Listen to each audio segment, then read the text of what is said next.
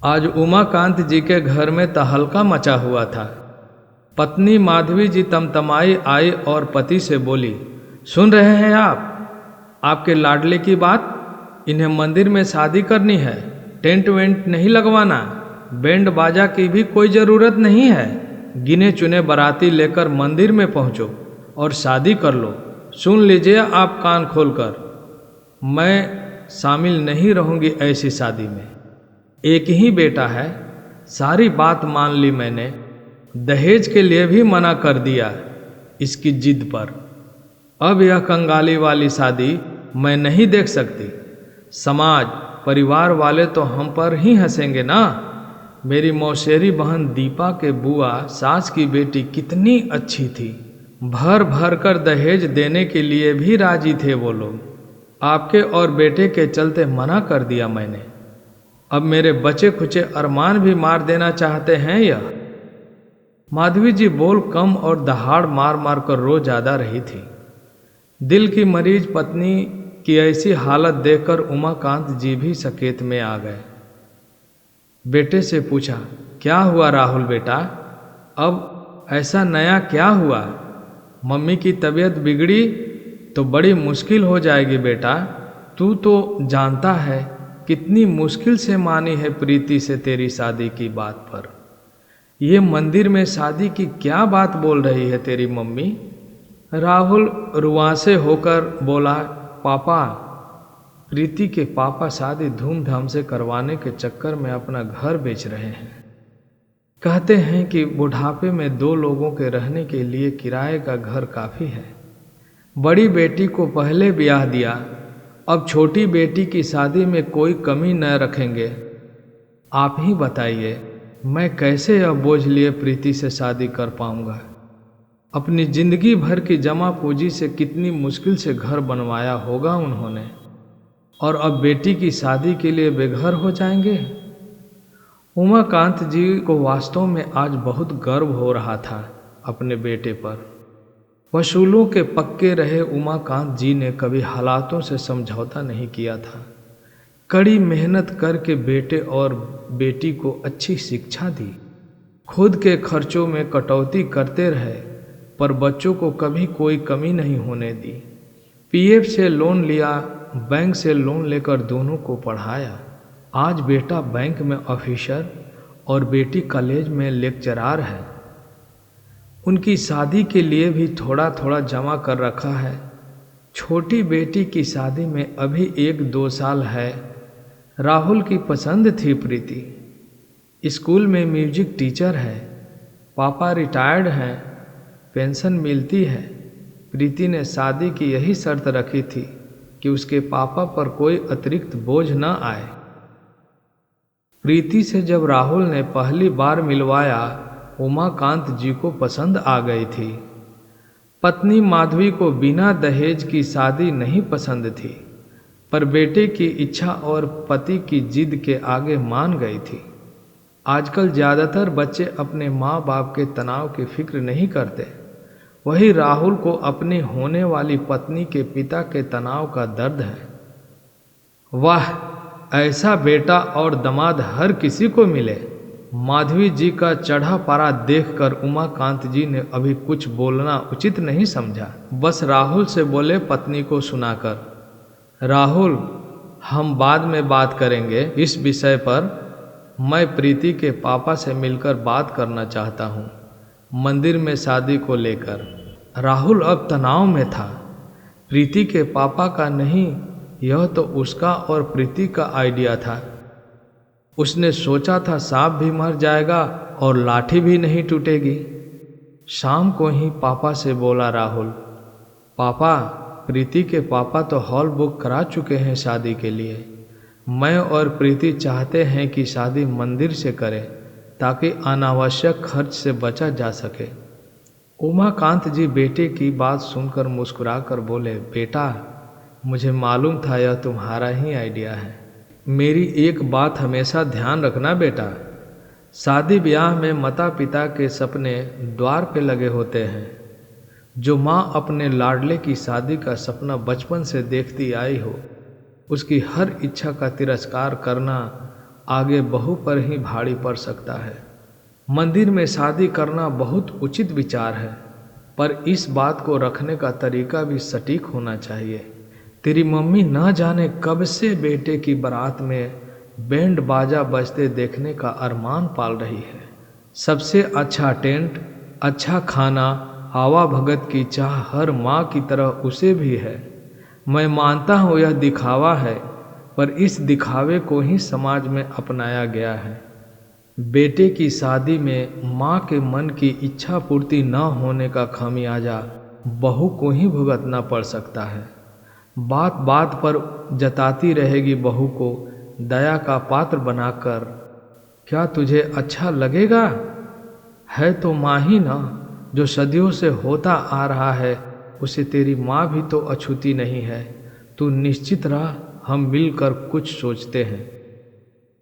राहुल आज अपने पापा की दूरदर्शिता देखकर दंग रह गया। पापा कितने परिपक्व होते हैं। एक बेटे, भाई, पति, पिता के साथ साथ एक दार्शनिक भी होते हैं। बेटे के मन का भी हो और पत्नी व बहू दोनों का मान बना रहे, यह पापा ही कर सकते हैं। उमाकांत जी अगले ही दिन प्रीति के पापा से मिलने निकले तो उनके इलाके के काली मंदिर में दर्शन करने रुके। बाहर से ही पुजारी जी और एक आदमी की बात सुनकर ठिठके, अरे ये तो प्रीति के पापा हैं, अभी अंदर जाना उचित नहीं होगा। बाहर बरामदे में इंतजार करते रहे उनके निकलने का। नज़र में आए बिना अंदर पहुंचकर पंडित जी से पूछा, पंडित जी, ये महाशय जी जो अभी अभी गए इतने तनाव में क्यों हैं? मैं एक समाज सेवी हूँ, यदि उनके कुछ काम आ सकूँ तो अच्छा लगेगा मुझे। पंडित जी उमाकांत जी का वास्तविक परिचय तो जानते नहीं थे। सहज ही बोले, महाशय, आप जैसे भले मानुष से ही ईश्वर पर विश्वास टिका हुआ है। ये मेरे यजमान हैं, बहुत ही सज्जन व्यक्ति हैं, भजन कीर्तन गाते हैं। इनका कोई बेटा नहीं, बड़ी बेटी की शादी हो गई है, अब छोटी बेटी की भी तय हो गई है। रिटायरमेंट का जो बचा है उससे बेटी की शादी हो नहीं पाएगी। अपना घर बेचना चाहते हैं। मैंने समझाया भी कि बुढ़ापे में किराए से कैसे रह पाएंगे, नहीं माने। अब कहीं से कोई लोन भी लेना नहीं चाहते कि चुकाएंगे कैसे। बेटी को बहुत अच्छा घर मिला है, बता रहे थे, बहुत भले लोग हैं, अपनी सामर्थ्य से भी ज़्यादा करने का इच्छुक तो हैं, पर किसी के सामने हाथ नहीं फैलाना चाहते। एक अच्छा खरीदार ढूंढने को कहा था मुझसे, उसी तनाव में रहते हैं। आप जानते हैं क्या किसी खरीदार को? आप घर देख भी सकते हैं आज। पंडित जी की बात सुनकर उमाकांत जी को अपना ही किरदार डबल रोल में दिखाई। वह भी तो एक बेटी के पिता हैं। आज थोड़ा बहुत जोड़ कर रखा है, पता नहीं कल उससे खर्च पूरे हो पाएंगे कि नहीं। उन्होंने तुरंत पंडित जी को घर खरीदने का प्रस्ताव दे दिया। पंडित जी के साथ मिलकर उन्होंने एक योजना बना ली। शादी हॉल में ही संपन्न हुई। इंतजाम भी बहुत बढ़िया किया था प्रीति के पापा ने। सभी बाराती मुक्त कंठ से प्रशंसा कर रहे थे शादी के बंदोबस्त की। मालती जी आई तो नहीं थी शादी में, पर वीडियो कॉल करके सब कुछ देख चुकी थी। प्रीति का मन पर उदास था पापा के घर बिकने की बात पर। उमाकांत जी रात को ही बारात लेकर वापस जा रहे थे। बेटी और कुछ एक आधे रिश्तेदार को ही रुकने को कहकर राहुल को बुलाया उन्होंने। राहुल डर गया कि क्या बात हो गई, पापा जी इतने शांत क्यों दिख रहे हैं।